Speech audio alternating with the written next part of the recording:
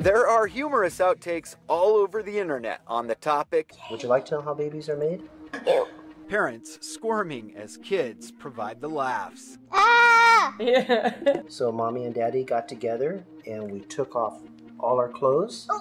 Those awkward conversations extend into our schools about how to properly educate children about sex. One thing is certain, taking a 360 view of this, everyone has an opinion. And it would have been really helpful to have learned about it prior to 8th grade. Kids seem to know a lot more now than we did. And I think it ought to be girls with a girl teacher or female teacher and boys with the male teacher. So let's start here. First, the Trump administration is pushing funding toward abstinence-based sex ed. Most districts, like Denver Public Schools, use comprehensive sex ed that includes teaching about abstinence. So it covers abstinence, but also other components of sexual activity. Giving this conversation context, the Colorado Department of Education is in the process of updating its sex ed guidelines, something that happens every few years. It's called Comprehensive Human Sexuality, and so far, those new guidelines are uncontested. And what we really want students in Colorado to have is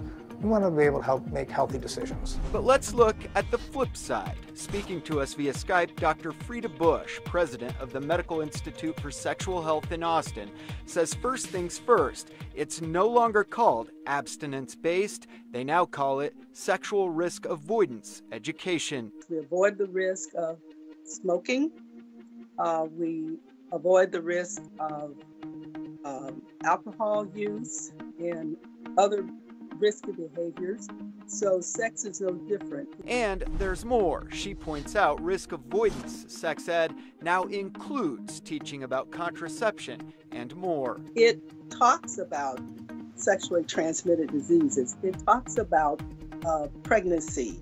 And we further include information on how you can have a healthy relationship without being involved in sexual activity. But here's a reality check. 52% of students are engaged in sexual activity, and so we want to make sure that those students who are engaged in sexual activity have the resources and support to be safe and make smart decisions. Another angle in our 360 view is a recent CDC study called A is for Abstinence, which did show kids getting A's and B's, those who seemed to be most successful in school, were not engaged in sex, drugs, or other risky behaviors. And those students who had the lower grades were usually sexually active and had multiple partners. Bringing it all back, it's important to note the law favors parents and schools.